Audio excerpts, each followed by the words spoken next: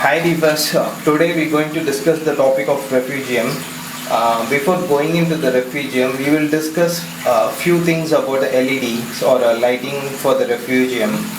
What I have selected is I selected a 30 watts LED panel which is a waterproof. This is the normal Chinese fixture which is available in eBay. In a description I'll give you the link, and then why I selected is it's a waterproof. Okay, even if there is some spills or splashes in that LED, it won't have any issue at all. Before I had a T5 fixture. Okay, but the problem in T5, the bulb getting fused due to the water splash and all. But in this LED I didn't face any issue, and then it's hardly about $500 I think so. And I will give you the description. In the description I will give you the link for you. And another thing, few people suggest me to go for that red spectrum or 3500 Kelvin, that is a warm white I think. Yeah, it will work for sure. I won't say there won't be any issue, but for me that 6500 Kelvin itself is growing properly. There is no issue on it. But the problem why I didn't go for red one is because availability. In here I can't able to source the red color. Okay, so that's the main thing. When you selecting a LED, just go for a waterproof stuff, so that even if there is a splash happens, there won't be any electrode issue and all.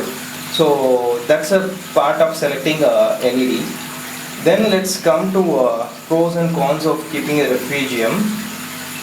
Usually people will have allocate a space of 8 to 10 inch in the sump itself for a Refugium. That won't work for sure, because you may not have any bigger room for having a that macro algae. So just go for a bigger the better. What is my tank size is about 7 feet. So I kept about 3 feet length Refugium, and height is about 15 inches, and the width is about 1 feet. So if you plan to have a 4 feet, then go for at least 1.5 feet in length, and height will be 15 inches, or the width will be hardly about 1 feet like that. Okay, so bigger the better, that is what I'm saying. So if you grow a lot of macro algae, so the consumption will be more, and then the nutrition reduction is also will be more. That's a selecting a tank. Selecting a tank is a main thing. Okay, so never go for a smaller size or a inbuilt sump Refugium. It will work, but there will be a slowness in uptake of NO3 or PO4, because your space allocating for that macro to grow will be of minimum size. Okay, so there won't be any room for them to grow. So if possible, if you're having a space, if you're having a option of keeping a dedicated Refugium, so better you go for the bigger the better. That's a main thing in selecting a tank size. And coming to another thing, selecting a variety of macro is another main important thing which you plan to keep, which is the one available in your area.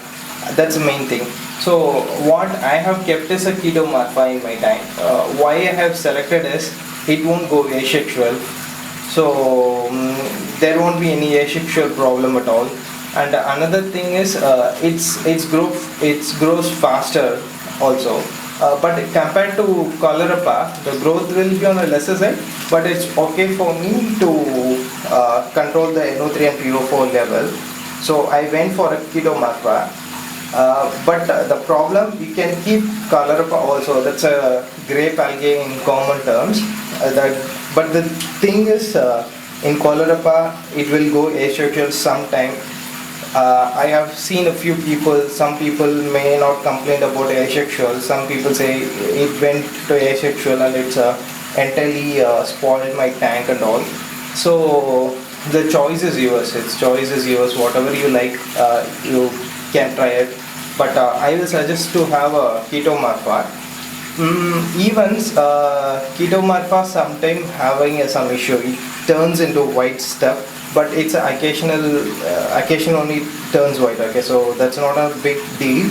So go for Ketomorpha.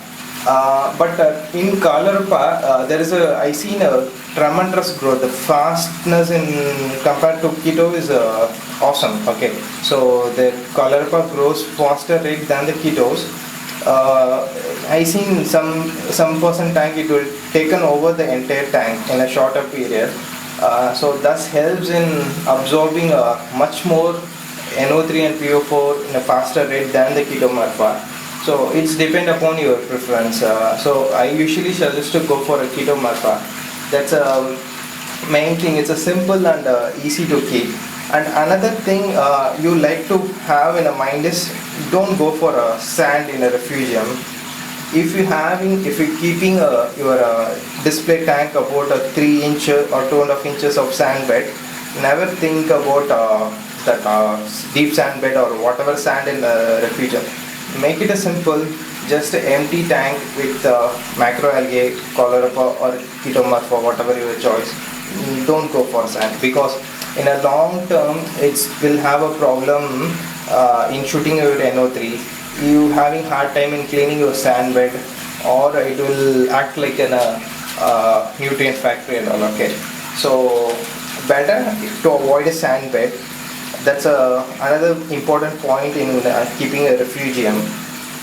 And let comes to the pros and cons of refugium.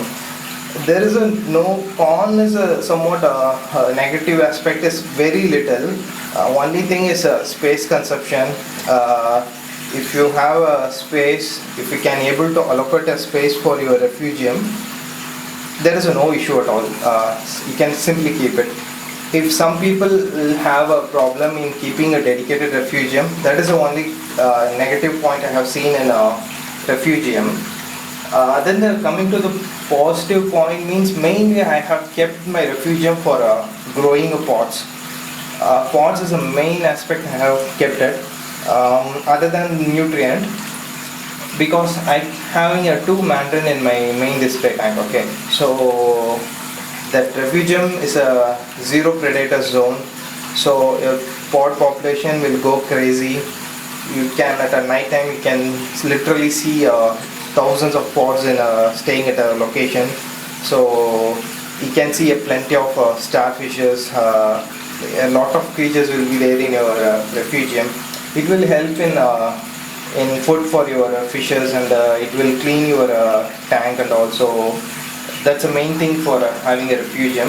And another main thing, everybody using it for absorbing a nutrient. Okay, so NO3 and PO4 will be the main criteria for keeping a refugium. So it will absorb your NO3 and PO4 on a faster rate than other stuff like using a GFO. But GFO will work, but it's a natural way of removing your NO3 and PO4. So that's a positive aspect of keeping a refugium. And another thing is for pH stabilization. Previously I have used a calcium reactor. That time I had some crazy pH swings, like my tank went up to 7.9 something of kind of pH. Okay, what I have done is I increased the lighting period. I started that reverse cycling by evening 6 to morning 12 or morning 10. I haven't, I think so. So that time pH has stabilized, but anyway I have stopped using the calcium reactor and all. But main aspect of reverse cycle is to have a stable pH. So the plant, Ketomorpha or Colourpa, whatever is it, will do a photosynthesis at a night period, and it will release an oxygen, so that your pH won't get down. It will be on a stable range. Okay, so that's an aspect of having keeping a refugium. And then some people even they will grow Ketomorpha or Colourpa and they feed them for the tanks. So you can use it as a feeding food, as a food for your tanks and all. If you keep a lot of tanks, yellow tank will go for crazy for your Ketomorpha. Whatever tanks you keep, they will like macroalgae. Okay, so these are the things which are important in keeping a refugium. As a short, go for a bigger one. choose a light LED properly, go for waterproof stuff, that 30 watts Chinese LED fixture will work, and then no sand at all in your tank. So these are the few things. If you've done it properly, it will helps you in stabilizing your pH, food for your tank, and then literally removing your NO3 and PO4. There are a lot of pros in keeping a refugium. So that's it today. So whatever is it, you just try to keep a refugium. Maximum avoid keeping a refugium in a sump. If there is no possibility of having a dedicated refugium, then you can go for a refugium in a sump inbuilt, but make sure you allot plenty of space for them, for the Ketomorpha to grow. That's it for today, guys. If possible, I will show you some other snaps of my starfishes on the pot or in my fuse. 1 second, let me take it from the mount.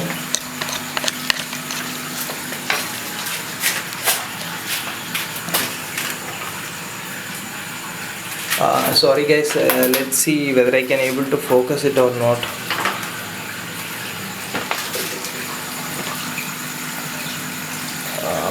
I think I can't able to do it right now, but anyway I will do a separate video on that. Thanks for watching guys, bye bye.